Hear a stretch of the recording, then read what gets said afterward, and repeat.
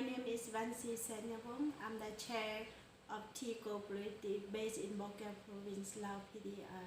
Our project title is Fostering Entrepreneurship among the ethnic people and conserving the wild tea forest in Bokal Province, north of Laos.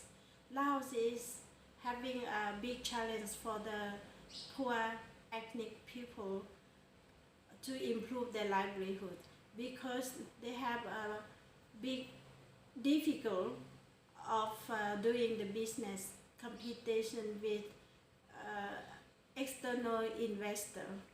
Therefore, this project will focus on supporting and empowering the young ethnic girls to become a business solution professional.